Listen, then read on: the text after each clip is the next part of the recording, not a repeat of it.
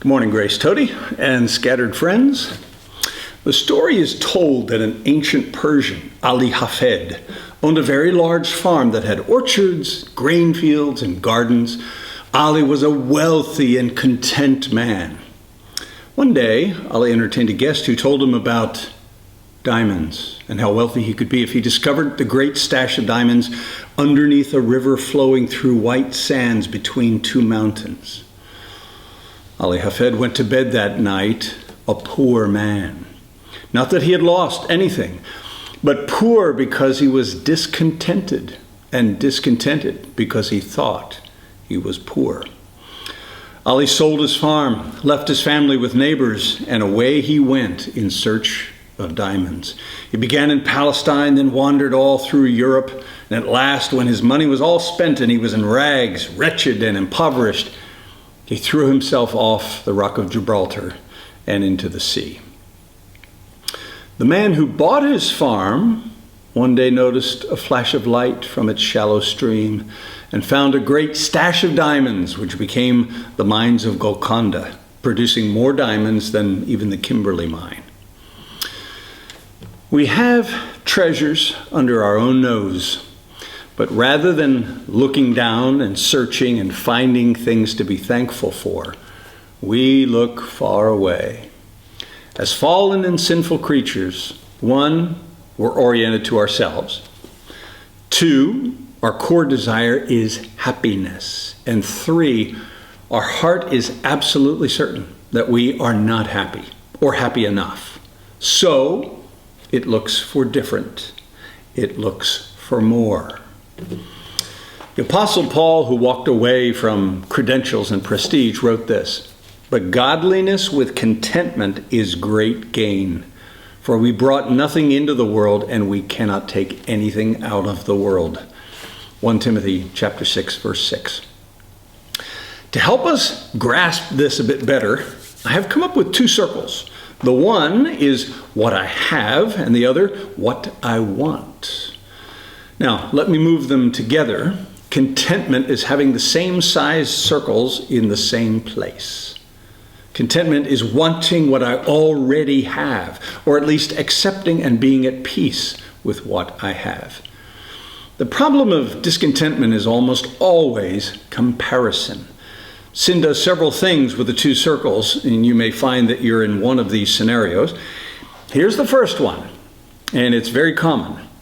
I don't want a lot, but I want different.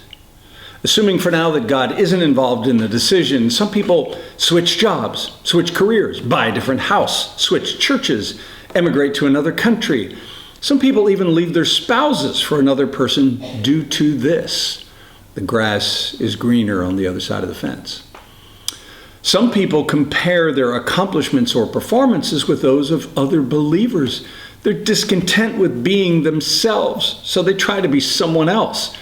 They morph their hair, their clothing, their voice, their mannerisms into a popular preacher or someone trending on social media, Hollywood or a pop star.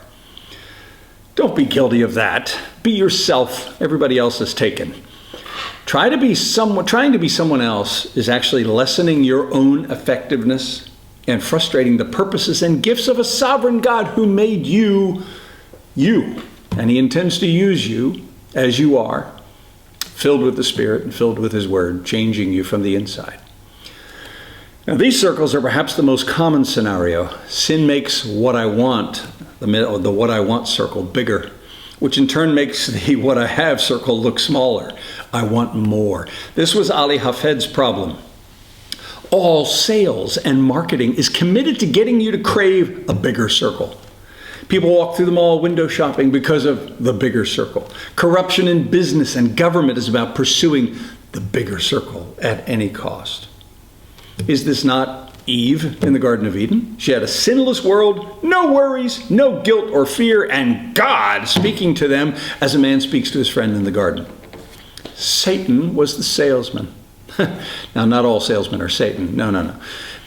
You don't have enough, the serpent said. You don't have that fruit and the special knowledge that that fruit brings. You're not on God's level, though you could be. Eve's what I want circle became bigger than her what I have circle. I just want a bit more. Discontentment, unthankfulness, and all of humanity for 6 millennia has paid for it. But be careful. The circles have a couple more configurations. What is this? Well, it's a person who desires the past. This is what older people might struggle with, or people who have suffered a terrible loss of a precious family member or a dear friend, loss of their career, loss of their health or physical fitness. They live discontented with how things are now, wanting the past.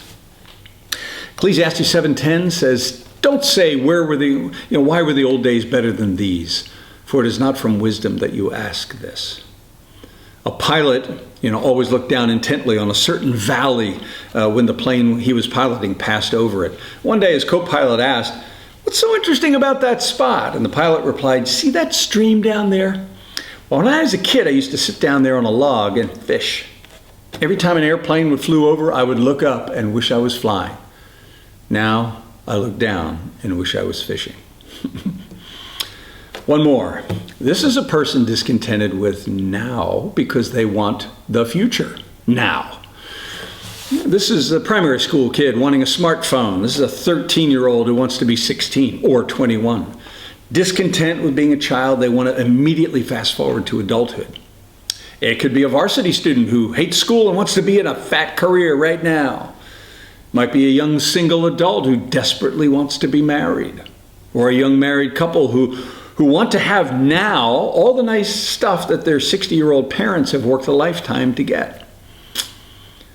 Now, let's add some balance here. Let me make 3 observations. First, if something in your world is broken and you have the means to fix it, you don't have to be content.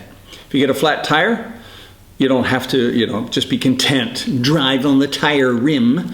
No. If you get termites, you don't just sit there contentedly.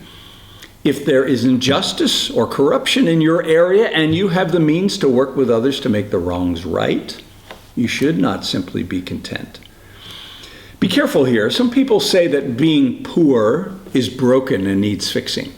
Consider the message of Philippians 4, verses 10 to 13, in which Paul wrote, "I rejoice in the Lord greatly that now at length you have revived your concern for me." The Philippian church had sent him a financial gift. "You were indeed concerned for me, but you lacked the opportunity. Not that I'm speaking of being in need, for I have learned in whatever situation I am to be content. I know how to be brought low," in other words, how to get by with having very little money, "and I know how to abound, managing a big gift well. In any and every circumstance, I have learned the secret of facing plenty and hunger, abundance and need. I can do all things through him who strengthens me." In this passage, Paul has written that he has learned to be content in any situation, under any circumstance. People often use verse 13 to inspire people to do great things. I can do all things through Christ. But look again at the passage. What Paul is telling us here is that he has learned to endure anything through Christ's strength for the gospel's sake. It probably took a lot of lessons for him to learn to be content, to fully realize that a sovereign God can order my circumstances to be financially thin or flush with goods, and then change those suddenly. Having circumstances that are undesirable does not mean that they need fixing. Jesus was poor on purpose, and most all of the early church fathers were poor or gave away their wealth to be close to poor. We've lost the idea of the noble poor. We must work hard against grinding poverty, people who are without basic food, clothing, or needed medical care. But if God has given us a very basic life with basic needs met, we are to be content. Financial success is not something that we chase after. It is something that we stumble over on the way to duty and hard work and faithfully doing God's will. Secondly, I said that if something in your world is broken and you have the means to fix it, you don't have to be content. One of the things broken in every person's world is themselves. We are fallen, broken, sinful, very unlike Christ. So we must never be content with our spiritual progress. If life is an uphill struggle against sin, then going into neutral means that you're rolling back downhill. There is no level spiritual ground. Our God is committed to make us like Jesus. He's not content with where we are, and we shouldn't be either. Thirdly, contentment is difficult for leaders. If you're a leader, the status quo is the enemy. Historical success of a church or business tends to produce stable, inwardly focused organizations, which in turn reinforce this feeling of contentment with the status quo. Leaders cry, "We must escape the dysfunctional and dangerous present and move forward to a preferable future." Followers tend to look around and think, nothing's broken. Why fix it? And this is why leaders have a unique calling. Their job is to spot things that are broken or will be broken, things that could cause major problems unless they're sorted out. A dad may see it in the expression of his 12-year-old son. A pastor may see it in the apathy or unresponsiveness of his congregation. So leaders tend to be discontent before anyone else because their role is to spot problems and to define the real reality. So, contentment. Alfred Nobel said that contentment is the only real wealth. We may pass violets looking for roses, thinking that happiness is more about ecstasy than contentment. Contentment is wanting what you already have. It is saying that I already have everything that I truly need.